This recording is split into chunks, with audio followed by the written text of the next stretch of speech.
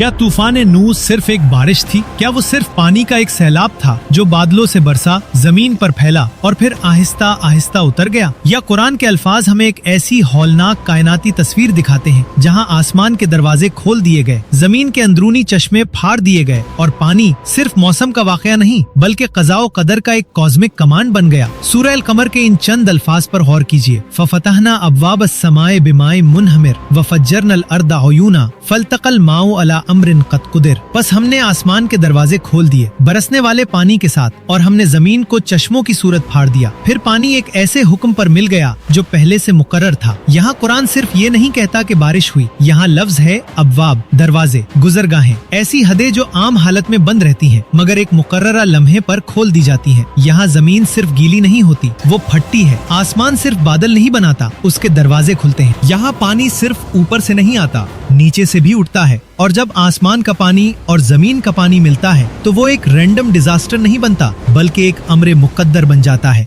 ये वो लम्हा था जब इंसानी तारीख का एक दौर खत्म हुआ, जब एक नबी की कश्ती जमीन के पानी पर नहीं अल्लाह के हुक्म पर तैर रही थी, जब लकड़ी के तख्तों और केलों से बनी हुई एक कश्ती एक ऐसी आफत के दरमियान महफूज रही जिसने एक सरकश तहजीब को सफाए जमीन से मिटा दिया।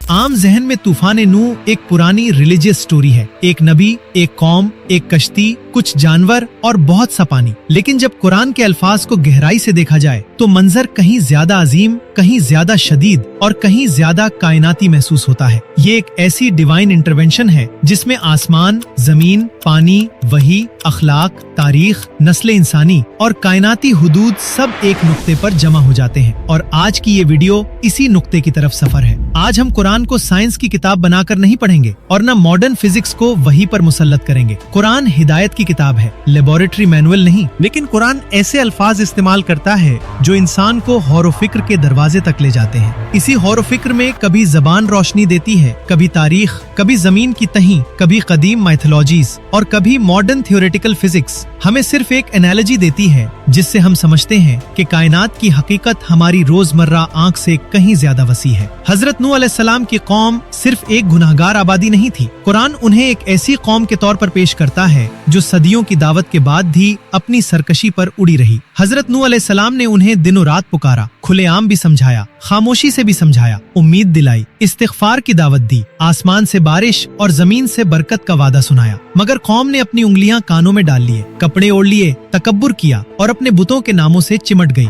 विद, सवा, यहूस, याऊक और नसर ये सिर्फ बुतों के नाम नहीं थे, ये एक सिविलाइजेशन की मेमोरी थी जो हक से कटकर सिंबल्स की कैदी बन चुकी थी। जब कोई कौम अपने मॉरल कंपस को खो देती है तो उसके शहर बाकी रहते हैं मगर उनके अंदर जिंदगी की रूह मर जाती है। ऐसी कौमें इमारतें बना सकती हैं, तिजारत कर सकती हैं, नस्लें पैदा कर सकती हैं मगर वो अपने वजूद की असल वजह भूल जाती हैं। नूह अलैहिस्सलाम की कौम के साथ भी यही हुआ। दुआ का दरवाजा बंद नहीं था मगर दिल बंद हो चुके थे। आसमान रहमत भेज सकता था मगर इंसान ने रहमत की जगह अजाब को दावत दी। फिर वो घड़ी आई जब वही ने ऐलान कर दिया कि अब ईमान लाने वालों के अलावा कोई ईमान नहीं लाएगा। यहाँ से कश्ती का आगाज होता है। कुरान कहता है कि नूह अलैहिस्सलाम को हुक्म दिया गया कि कश्ती बनाइए हमारी निगाह के सामने, हमारी वही के मुताबिक। ये जुमला मामूली नहीं, बेआयुनिना व वहीना। ये कश्ती ह्यूमन इंजीनियरिंग का कमाल नहीं थी अगरचे उसमें इंसानी मेहनत शामिल थी। ये शिप बिल्डिंग का प्रोजेक्ट नहीं था अगरचे उसमें लकड़ी, तख्ते, कैलें, जोड़, साख्त और तवाजुन शामिल था। असल हिफाजत इस डिजाइन में नहीं थी जो इंसान ने समझा बल्कि उस हुक्म में थी जो अल्लाह ने दिया। सूरह अल कमर में कश्ती के लिए एक हैरत अंगेज एक्सप्रेशन आता है, ज़ात अल वाहिन व दुसुर,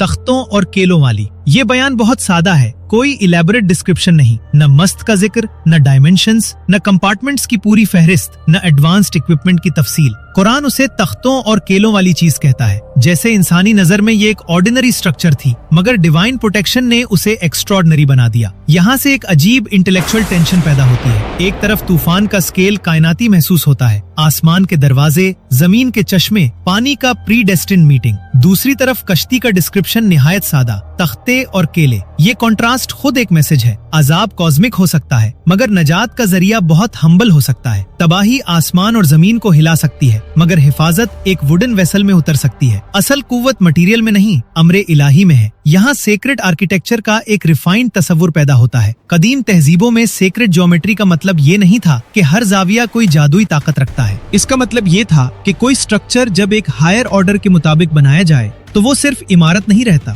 वो मानी का कंटेनर बन जाता है। काबा एक घर है मगर सिर्फ घर नहीं, मस्जिद एक इमारत है मगर सिर्फ इमारत नहीं, ताबूते सकीना एक संदूक था मगर सिर्फ संदूक नहीं, कश्ती नू भी लकड़ी की वेसल थी मगर सिर्फ वेसल नहीं थी, वो एक मूविंग सैंक्चुरी थी, एक ऐसा महफूज दायरा जहां ईमान, नस्ल, मेमोरी, हयातियाती कंटिन्यूटी और डिवाइन प्रॉमिस एक साथ रख दिए गए। ये कश्ती जमीन पर बन रही थी मगर उसका मकसद जमीन की मामूल की जियोग्राफी पर सफर करना नहीं था। ये एक ऐसी दुनिया से गुजरने के लिए बनाई जा रही थी जो थोड़ी देर बाद अपनी पहचान खो देने वाली थी। जब हर तरफ पानी ही पानी हो, जब पहाड़ डूब जाएं, जब जमीन और आसमान के दरमियान डायरेक्शन का फर्क मिट जाए तो कश्ती सिर्फ ट्रांसपोर्ट नहीं रहती, वो एक माइक्रोकॉस्म बन जाती है, एक छोटी कायनात जिसके अंदर मुस्तकबिल महफूज होता है। कुरान हमें ये भी बताता है कि जब कौम के सरदार नूह अलैहिस्सलाम को कश्ती बनाते देखते तो वो मजाक उड़ाते। उनके लिए खुश्की पर कश्ती बनाना मैडनेस था। वो फिजिकल कंडीशंस को देख रहे थे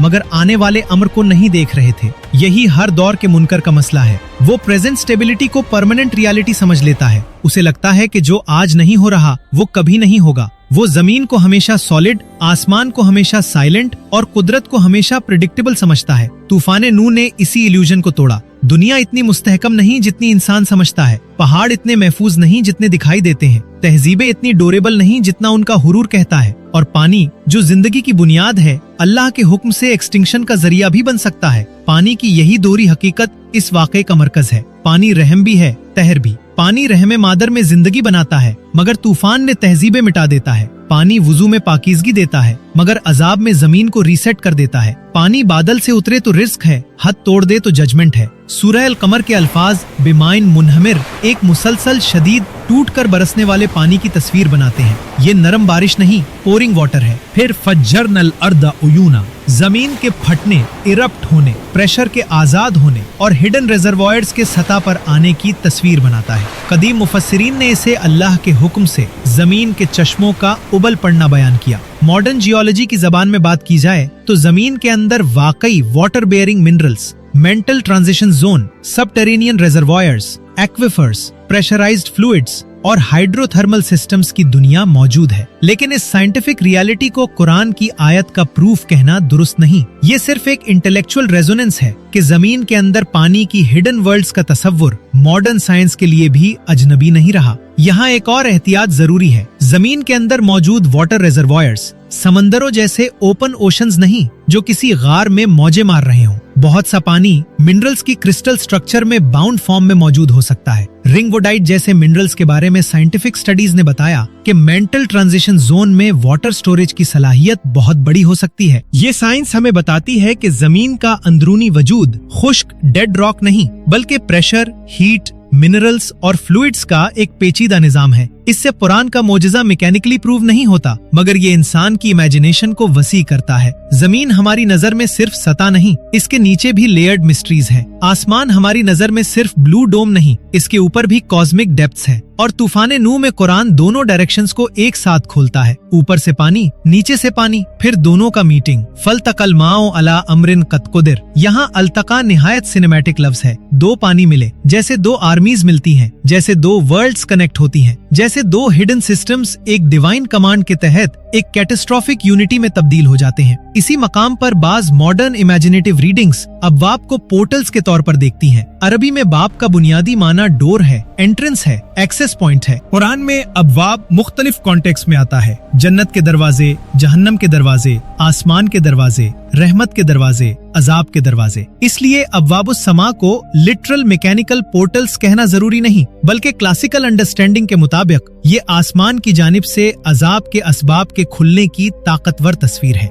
मगर डॉक्यूमेंट्री इमेजिनेशन में ये लफ्ज एक कंसेप्चुअल डोरवे खोलता है, जैसे कायनात में बाउंड्रीज हैं, लेयर्स हैं, थ्रेशोल्ड्स हैं और अल्लाह जब चाहे किसी लेयर के फ्लो को दूसरी लेयर पर गालिब कर दे। जदीद थियोरेटिकल फिजिक्स में स्पेस टाइम को फैब्रिक कहा जाता है, मगर ये फैब्रिक कपड़े जैसा नहीं, ये मैथमेटिकल स्ट्रक्चर है जिसमें ग्रेविटी, मोशन, मास और एनर्जी के ताल्लुकात बयान होते हैं। ब्लैक होल्स में स्पेस टाइम की कर्वेचर एक्सट्रीम हो जाती है। वर्म होल्स और व्हाइट होल्स जैसे आइडियाज इक्वेशंस के अंदर पॉसिबिलिटी के तौर पर अपीयर होते हैं, मगर ऑब्जर्वेशनल प्रूफ के बगैर उन्हें रियलिटी कहना गलत है। व्हाइट होल को कभी कभार ब्लैक होल के ऑपोजिट के तौर पर समझाया जाता है, एक ऐसा हाइपोथेटिकल रीजन जहां से मैटर और लाइट बाहर आ सकते हैं मगर अंदर नहीं जा सकते। ये आइडिया फैसिनेटिंग है, मगर अभी तक कंफर्म कॉस्मिक ऑब्जेक्ट नहीं। तूफान नूह को व्हाइट होल इवेंट कहना इल्मी तौर पर साबित दावा नहीं, लेकिन एक एनालॉजी के तौर पर ये तस्वुर जहन को एक लेयर्ड पिक्चर देता है। अगर कायनात के कुछ मैथमेटिकल मॉडल्स ऐसे रीजन्स का तस्वुर कर सकते हैं जहां से एनर्जी या मैटर आउटवर्ड बर्स्ट करे, तो कुरान के अब्वाबुस समा के अल्फाज हमारे लिए कम से कम ये सोचने का दरवाजा खोलते हैं कि डिवाइन कमांड ऑर्डिनरी वेदर से बालातर भी हो सकता है। अल्लाह के लिए कॉजेलिटी के वो लेयर्स भी मुसख्खर हैं जिन्हें इंसान अभी सिर्फ इक्वेशंस में छूने की कोशिश कर रहा है। यहाँ कुरान और साइंस का ताल्लुक प्रूफ हंटिंग का नहीं, पर्सपेक्टिव एक्सपेंशन का है। कुरान कहता है कि दरवाजे खोले गए, साइंस कहती है कि यूनिवर्स में बाउंड्रीज और सिंगुलैरिटीज के तस्वुर कॉम्प्लिकेटेड है। फिलॉसफी कहती है कि इंसान का परसेप्शन हकीकत का सिर्फ सरफेस है, और ईमान कहता है कि जब अम्र इलाही आता है तो सरफेस, डेप्थ, स्काई, अर्थ सब उसके ताबे हो जाते हैं। कदीम दुनिया भी तूफान के इस मेमोरी से खाली नहीं। मेसोपोटामिया की मिट्टी की तख्तियों में एक फ्लड मेमोरी महफूज है। एपिक ऑफ गिलगमेश की 11वें टैबलेट में उतनपिश्तिम का जिक्र आता है, एक ऐसा सर्वाइवर जिसे फ्लड से पहले कश्ती बनाने की वार्निंग दी गई। आत्राहासिस मिथ में एक वाइज मैन को फ्लड से बचने के लिए शिप बनाने का हुक्म मिलता है। सुमेरियन किंग लिस्ट में फ्लड से पहले और फ्लड के बाद की किंगशिप का तस्वुर मिलता है। ये सब टेक्स्ट कुरान नहीं, वही नहीं और इस्लामी अकीदे का सोर्स नहीं, मगर ये बताते हैं कि एंशिएंट नियर ईस्ट की कलेक्टिव मेमोरी में एक अजीम फ्लड की याद बहुत गहरी थी। इन रिवायात में बहुत सी माइथोलॉजिकल लेयर्स हैं, गॉड्स की council, divine jealousy, immortality, exaggerated reigns और सिंबॉलिक क्रोनोलॉजी। इस्लामी नैरेटिव इनसे फंडामेंटली डिफरेंट है, क्योंकि कुरान में फ्लड का सबब गॉड्स की बेचैनी नहीं, इंसान की अखलाकी सरकशी है। निजात किसी ट्रिक्स्टर डेटी की सीक्रेट फेवर से नहीं, अल्लाह के हुक्म और नबी की इताअत से है। कश्ती मैजिक ऑब्जेक्ट नहीं, डिवाइन इंस्ट्रक्शन के तहत बनाया गया सबब है। सर्वाइवर इमोर्टैलिटी हासिल नहीं करता, बल्कि जमीन पर एक नई अखलाकी जिम्मेदारी के साथ उतरता है। ये फर्क निहायत अहम है। फ्लड मिथ्स दुनिया भर में मिलते हैं, मगर हर फ्लड स्टोरी एक जैसी नहीं। कुछ में केओस का खौफ है, कुछ में सीजनल मेमोरी, कुछ में रिवर सिविलाइजेशन की कलेक्टिव ट्रॉमा, कुछ में डिवाइन पनिशमेंट, कुछ में रिन्यूअल। कुरान इन सब से ऊपर एक मॉरल आर्किटेक्चर कायम करता है। यहाँ फ्लड सिर्फ डिस्ट्रक्शन नहीं, मॉरल फिल्ट्रेशन है। सिर्फ पानी नहीं, जस्टिस है। सिर्फ सर्वाइवल नहीं, रिस्पॉन्सिबिलिटी है। तूफान नूह की मेमोरी का एक पहलू ये भी है कि कदीम इंसान आसमान को सिर्फ फिजिकल स्काई नहीं समझता था। आसमान ऑर्डर का सिंबल था, जमीन हैबिटेशन का सिंबल थी। जब आसमान के गेट्स खुलते थे और जमीन के फाउंटेन्स फटते थे, तो उसका मतलब सिर्फ क्लाइमेट कोलैप्स नहीं, कॉस्मिक ऑर्डर का रप्चर था। जैसे ऊपर और नीचे की बाउंड्रीज चंद लम्हों के लिए डिसॉल्व हो गई हों,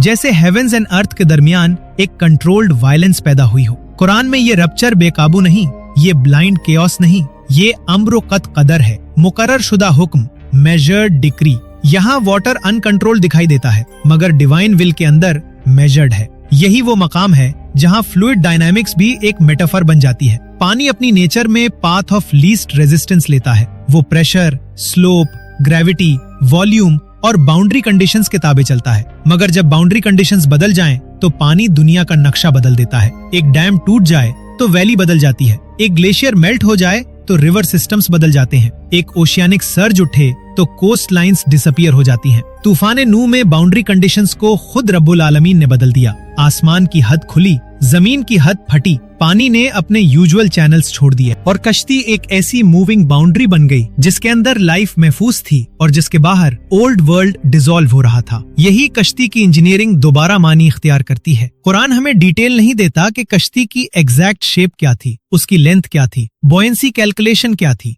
हल कर्वेचर कैसी थी, कंपार्टमेंट्स कैसे थे। इस साइलेंस में भी विजडम है। अगर कुरान इंजीनियरिंग मैनुअल बन जाता तो लोग डायमेंशंस पर लड़ते, वुड स्पीशीज पर डिबेट करते और मैसेज भूल जाते। कुरान इतना बताता है जितना हिदायत के लिए काफी है। कश्ती वही के मुताबिक बनी, नूह अलैहिस्सलाम ने उसे बनाया, कौम ने मजाक उड़ाया। पानी आया, ईमान वाले सवार हुए, बाकी डूब गए। कश्ती जूदी पर ठहरी और जमीन को दोबारा अमान मिली। मगर डॉक्यूमेंट्री इमेजिनेशन कश्ती को एक सेक्रेड वेसल के तौर पर देख सकती है। वो एक बायोलॉजिकल आर्काइव थी क्योंकि उसमें पेयर्स ऑफ लाइफ महफूज थे। वो एक स्पिरिचुअल आर्काइव थी क्योंकि उसमें ईमान वाले महफूज थे। वो एक सिविलाइजेशनल रीसेट कैप्सूल थी क्योंकि उसके बाद जमीन पर नई नस्लें फैले। वो एक एथिकल आर्क थी क्योंकि उसने नजात का मयार ब्लड लाइन नहीं बल्कि ईमान रखा। हजरत नूह अलैहिस्सलाम के बेटे का वाकया उस हकीकत को सबसे ज्यादा दर्दनाक अंदाज में जाहिर करता है। जब पानी उठा, नूह अलैहिस्सलाम ने अपने बेटे को पुकारा। बेटे ने पहाड़ की तरफ इशारा किया। उसने सोचा हाइट नजात देगी। उसने समझा जियोग्राफी डिवाइन जजमेंट से बचा लेगी। मगर उस दिन कोई पहाड़ बचाने वाला नहीं था। उस दिन हिफाजत सिर्फ अल्लाह के हुक्म में थी। मौज दोनों के दरमियान हाइल हो गई और वो डूबने वालों में शामिल हो गया।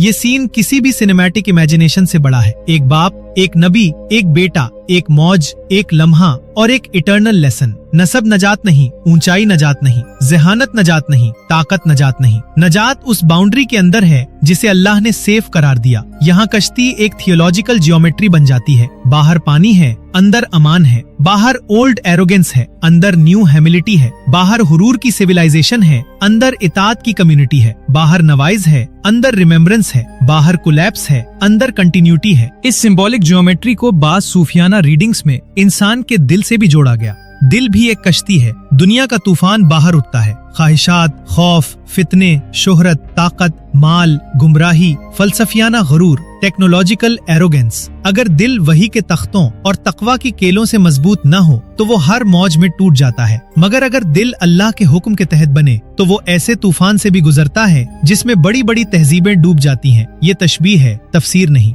मगर तशबीह समटाइम्स मीनिंग को जिंदा कर देती है। हजरत नूह अलैहिस्सलाम की कश्ती एक और लिहाज से भी हैरान करती है। वो एक ऐसी स्ट्रक्चर थी जिसे दुनिया वाले फेलियर समझ रहे थे, मगर वही दुनिया की सर्वाइवल बन गई। हर प्रॉफिट की दावत में ये पैराडॉक्स मौजूद है। जो चीज अहले दुनिया को कमजोर लगती है वही असल स्ट्रेंथ बन जाती है। जो चीज उन्हें आउटडेटेड लगती है वही आखिरी लम्हे में रेलेवेंस साबित करती है। जो चीज उन्हें मैडनेस लगती है वही डिवाइन फोरसाइट निकलती है। कश्ती का बनना तूफान से पहले शुरू हुआ। ये भी एक लेसन है। निजात की तैयारी अजाब के वक्त नहीं की जाती। जब पानी दरवाजों से अंदर दाखिल हो चुका हो तो कश्ती बनाने का वक्त खत्म हो चुका होता है। ईमान, अखलाक, इल्म, डिसिप्लिन, स्पिरिचुअल क्लैरिटी, ये सब तूफान से पहले बनाए जाते हैं। कौम नूह ने तूफान का इंतजार किया। नूह अलैहिस्सलाम ने वही का इंतजार किया, फिर अमल किया। फर्क यही था। अब एंशिएंट फ्लड मेमोरीज की तरफ वापस आते हैं। मेसोपोटामियन फ्लड नैरेटिव्स का जोग्राफिया रिवर सिविलाइजेशन से जुड़ा हुआ था। दिजला और फरात के दरमियान की जमीन फ्लड से वाकिफ थी। वहाँ पानी नेमत भी था, खतरा भी। एग्रीकल्चर उसी पर था, डिस्ट्रक्शन भी उसी से आती थी। इसलिए फ्लड मिथ्स ने वहाँ एक अजीम कल्चरल रोल अदा किया। मगर कुरान का नैरेटिव सिर्फ रीजनल हाइड्रोलॉजी तक महदूद नहीं होता। वो इस वाक़े को अखलाकी अजाब, डिवाइन साइन और ह्यूमैनिटी के लिए इबरत के तौर पर पेश करता है। कुरान ये डिबेट नहीं खोलता कि फ्लड ग्लोबल था या रीजनल। मुफस्सिरीन और मुहक्किकीन ने इस पर मुख्तलिफ बातें की हैं। असल कुरानी फोकस ये है कि कौम नूह के लिए ये कतई, फैसला कुन और अनाहिलेटिंग इवेंट था। उनके लिए वर्ल्ड खत्म हो गई। ये डिस्टिंक्शन बहुत जरूरी है। बाज लोग फ्लड को स्ट्रिक्टली ग्लोबल जियोलॉजिकल इवेंट साबित करने की कोशिश में वीक आर्ग्यूमेंट्स इस्तेमाल करते हैं। बाज दूसरे लोग इसे सिर्फ लोकल फ्लड कहकर इसके थियोलॉजिकल स्केल को छोटा कर देते हैं। कुरान हमें इस डिबेट के अंदर फंसाता नहीं, वो हमें मॉरल स्केल दिखाता है। एक कौम ने हक को रिजेक्ट किया, अल्लाह ने उन पर ऐसा अजाब भेजा जिसमें आप, आसमान और जमीन दोनों के पानी शामिल हुए, और निजात सिर्फ उस कश्ती में थी जो वही के तहत बनी। मॉडर्न जियोलॉजी हमें अर्थ हिस्ट्री में catastrophic floods, glacial lake outburst floods, sea level rise, mega tsunamis,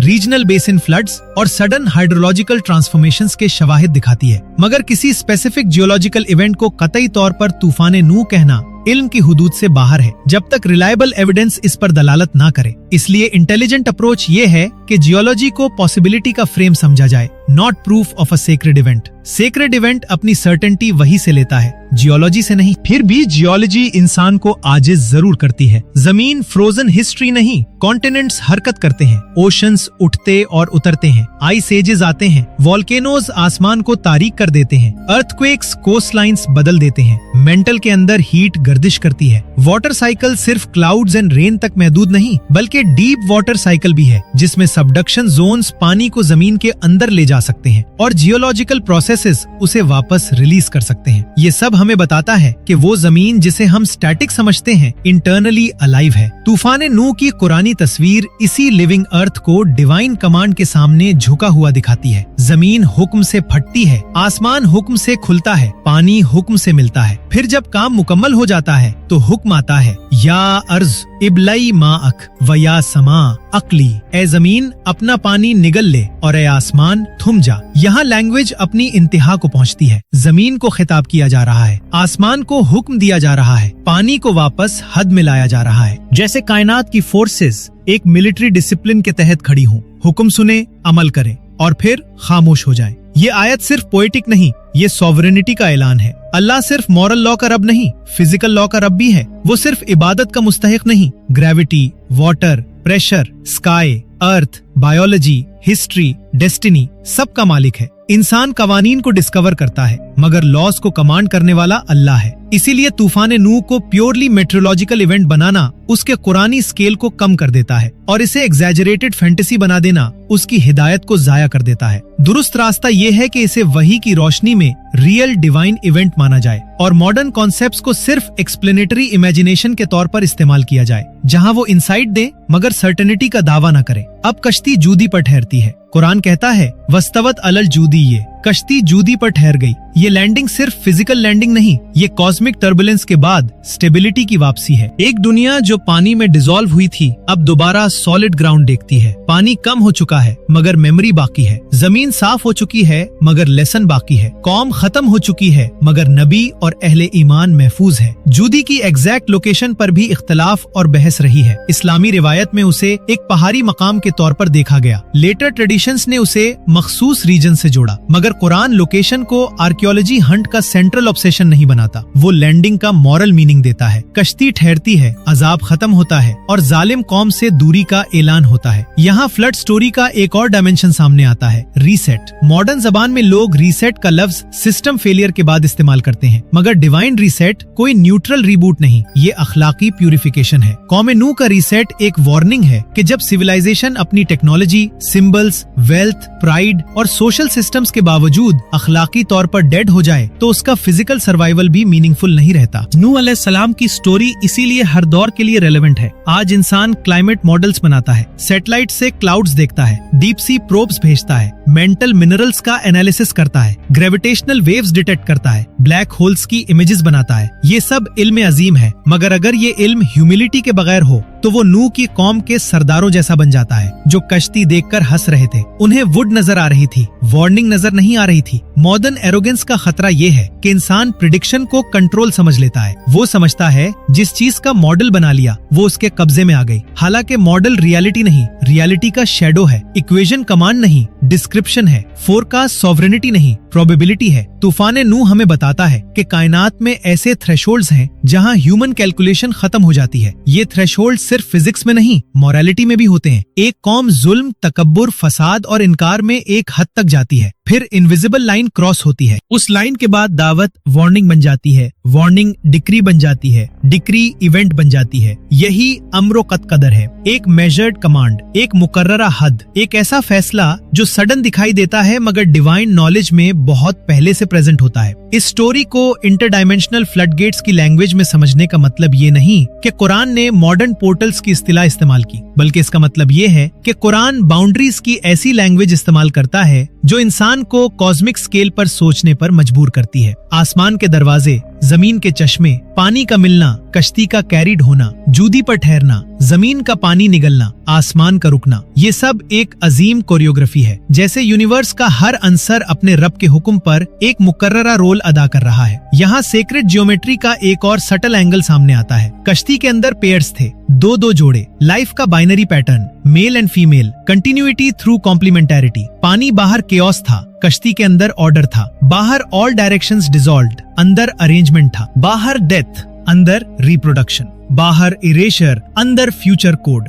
इस लिहाज से कश्ती एक जेनेटिक सैंक्चुरी भी थी, मगर अगेन ये biological archive modern DNA lab की तरह नहीं, बल्कि डिवाइन प्रिजर्वेशन की सेक्रेड इमेज है। ये इमेज निहायत पावरफुल है। एक वुडन आर्क जिसमें आने वाली दुनिया का सीड रखा गया, एक फ्लड जिसमें पुरानी दुनिया की करप्शन धुल गई, एक प्रॉफिट जिसने 950 साल की दावत के बाद भी पेशेंस नहीं छोड़ा, एक सन जिसने पहाड़ को चोजन रेफ्यूज समझा और मौज के नीचे चला गया, एक कौम जिसने वार्निंग का मजाक उड़ाया और फिर वार्निंग रियलिटी बन गई। एंशिएंट मैथोलॉजी में फ्लड सर्वाइवर्स अक्सर इमॉर्टैलिटी, डिवाइन फेवर या हीरोइक स्टेटस हासिल करते हैं। कुरान में नूह अलैहिस्सलाम की अजमत उनकी बंदगी, सब्र, दावत और सबमिशन में है। वो मिथिक हीरो नहीं, अल्लाह के नबी हैं। उनकी कश्ती हीरोइक एडवेंचर नहीं, इताअत का वसीला है। उनका सर्वाइवल सेल्फ ग्लोरी नहीं, डिवाइन मर्सी है। ये फर्क ऑडियंस को समझना जरूरी है, क्योंकि मॉडर्न इंटरनेट अक्सर सेक्रेड नैरेटिव्स को फैंटेसी फ्रेमवर्क्स में डाइल्यूट कर देता है। कोई फ्लड को एलियन से जोड़ देता है,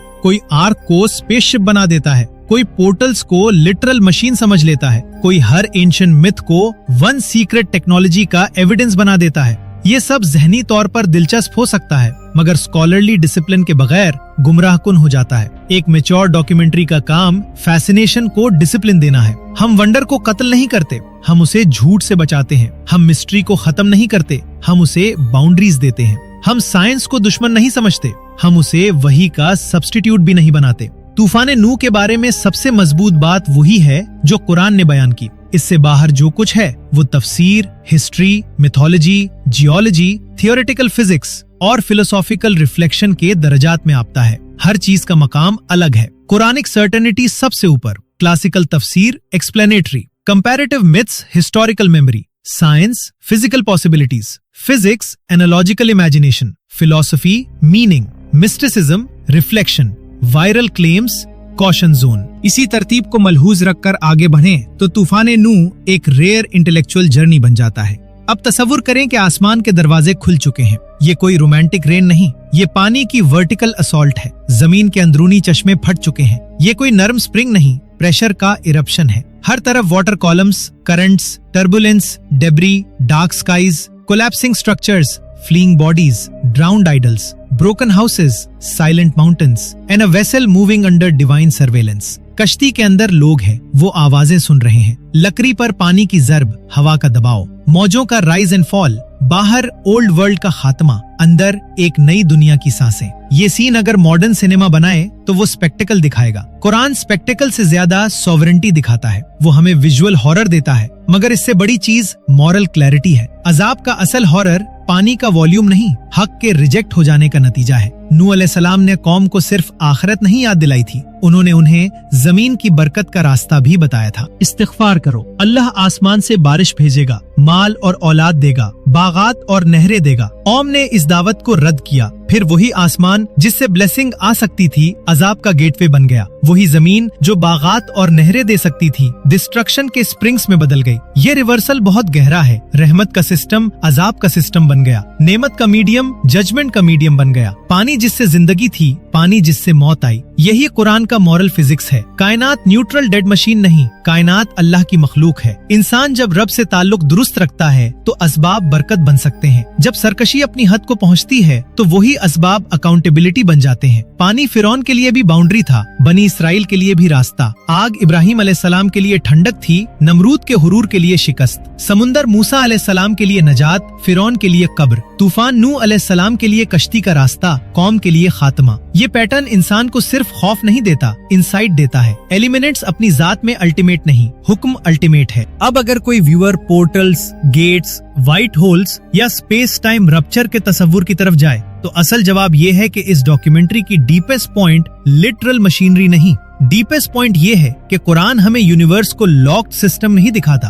अल्लाह की कायनात में विजिबल और इनविजिबल असबाब, नोन और अननोन लेयर्स, ऑर्डिनरी और एक्स्ट्राऑर्डिनरी इवेंट्स, सब इसके अमर के तहत है। अब्वाब का लफ्ज हमें रिमाइंड करता है कि हर रियलिटी की थ्रेशहोल्ड होती है। कभी रहमत का दरवाजा खुलता है, कभी रिस्क का, कभी इल्म का, कभी अजाब का। इंसान की नजात इसमें नहीं कि वो हर दरवाजा खोलने की कोशिश करे, नजात इसमें है कि वो इस दरवाजे को पहचाने जो अल्लाह ने इसके लिए खोला है। नूह अलैहिस्सलाम के जमाने में वो दरवाजा कश्ती था, कौम ने उसे वुड समझा, ईमान वालों ने इसे आमान समझा। यही फर्क आज भी है। किसी के लिए कुरान सिर्फ किताब है, किसी के लिए हिदायत, किसी के लिए नमाज रूटीन है, किसी के लिए रेफेज, किसी के लिए तौबा लफ्ज है, किसी के लिए आर्क। किसी के लिए इल्म ऑर्गोसेंस है, किसी के लिए हैमिल्टी। तूफान नूह की स्टोरी सिर्फ माजी का वाटर इवेंट नहीं, ये हर जमाने के स्पिरिचुअल क्लाइमेट की डायग्नोसिस है। जब सोसाइटी में एरोगेंस फ्लड की तरह फैल जाए, जब जुल्म नॉर्मल हो जाए, जब वार्निंग्स एंटरटेनमेंट बन जाए, जब प्रॉफिट्स को मैडनेस कहा जाए, जब सेक्रेड वैल्यूज को बैकवर्ड समझा जाए, जब मटेरियल प्रोग्रेस को मॉरल सक्सेस समझ लिया जाए, तो तूफान के आसार पानी से पहले शुरू हो चुके होते हैं। फिर एक दिन कोई बाउंड्री टूटती है, कभी इकोनॉमी की, कभी अखलाक की, कभी क्लाइमेट की, कभी फैमिली सिस्टम की, कभी मीनिंग की, कभी फेथ की, और इंसान को समझ आता है कि असल कश्ती उसने बनाई ही नहीं थी। इस वीडियो का मकसद ये हरगिज नहीं कि हर फ्लड मिथ को कुरान की कॉपी साबित किया जाए, या हर जियोलॉजिकल डिस्कवरी को तूफान नूह बना दिया जाए, या हर थियोरेटिकल फिजिक्स कॉन्सेप्ट को कुरानिक मिरेकल का लेबल दे दिया जाए। मकसद ये है कि हजरत नूह अलैहिस्सलाम की स्टोरी को उसके अजीम स्केल पर देखा जाए। ये स्टोरी अर्थ साइंस से छोटी नहीं,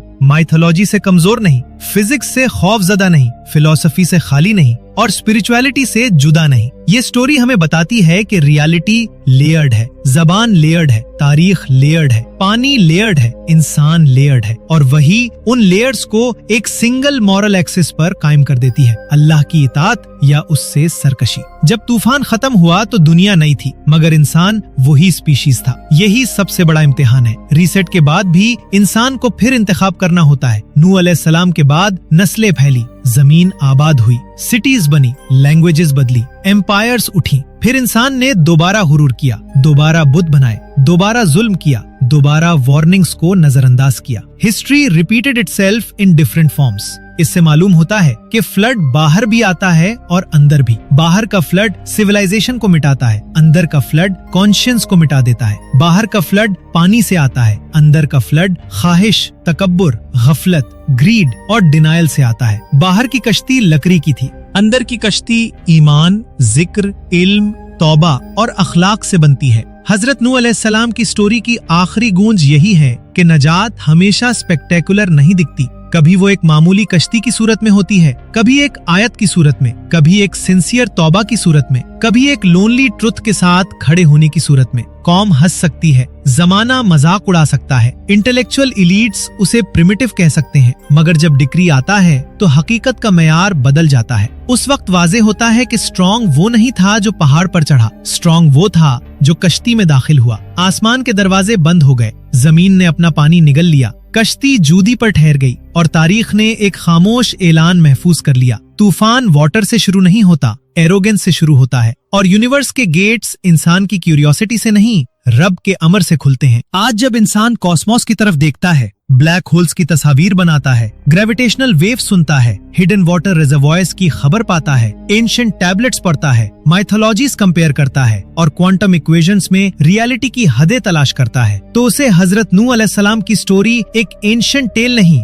बल्कि ह्यूमिलिटी का अजीम सबक बनकर मिलती है। ये स्टोरी कहती है कि इल्म हासिल करो मगर हुरूर न करो, कायनात को समझो मगर रब को न भूलो, दरवाजों की हकीकत पर गौर करो मगर फॉरबिडन सर्टेनिटी न घरो, पानी की ताकत देखो मगर उस हुक्म को पहचानो जिसके बगैर पानी कतरा भी हरकत नहीं करता। तूफान नूह का कॉस्मिक मिस्ट्री हमें अल्टीमेटली पोर्टल्स की मैकेनिक्स नहीं देता, ये हमें बाउंड्रीज की थियोलॉजी देता है। वो बताता है कि आसमान और जमीन के दरमियान हिडन रिलेशनशिप्स हैं, मगर उन पर मालिकियत इंसान की नहीं। वो बताता है कि सिविलाइजेशन कितनी भी पावरफुल हो, अगर अखलाकी तौर पर डेड हो जाए तो पानी उसकी आखिरी तारीख लिख सकता है। वो बताता है कि एक नबी की इताअत, एक कश्ती की ह्यूमिलिटी और चंद अहले ईमान की साबित कदमी पूरी दुनिया की कंटिन्यूटी बन सकती है। यही वो मकाम है जहां ओपनिंग का सवाल अपनी ट्रांसफॉर्म्ड सूरत में वापस आता है। तूफान सिर्फ बारिश नहीं था, वो एक डिवाइन ओपनिंग था। आसमान के दरवाजे, जमीन के सरचश्मे, पानी के रास्ते, हिस्ट्री के लेयर्स और इंसान के गुरूर की हदें सब एक ही हुक्म के सामने खुल गए। फिर जब मकसद मुकम्मल हुआ, वही कायनात दोबारा सुकून में आ गई। और शायद यही सबसे बड़ा राज है, कायनात केओस नहीं, कायनात कमांड है। जिस दिन अल्लाह ने चाहा, आसमान के अबवाब खुल गए। जिस दिन अल्लाह ने चाहा, जमीन के चश्मे फट गए। जिस दिन अल्लाह ने चाहा, कश्ती महफूज रही। जिस दिन अल्लाह ने चाहा, पानी उतर गया। और जिस दिन अल्लाह चाहेगा, इंसान की हर फॉल्स सिक्योरिटी दोबारा इम्तिहान में आ जाएगी। इसलिए हजरत नूह अलैहिस्सलाम की कश्ती को सिर्फ तारीख में न ढूंढा जाए, उसे अपने जमाने में भी पहचाना जाए। वो हर वो रास्ता है जो वही की तरफ ले जाए। वो हर वो अमान है जो एरोगेंस से बचाए। वो हर वो अमल है जो इंसान को रब के सामने झुकाए। वो हर वो तौबा है जो अंदर के तूफान को थाम ले। क्योंकि जब आसमान के दरवाजे खुलते हैं तो सिर्फ पानी नहीं उतरता, कभी अजाब उतरता है, कभी रहमत उतरती है, कभी फैसला उतरता है, कभी निजात उतरती है। फर्क सिर्फ ये है कि इंसान किस कश्ती में खड़ा है।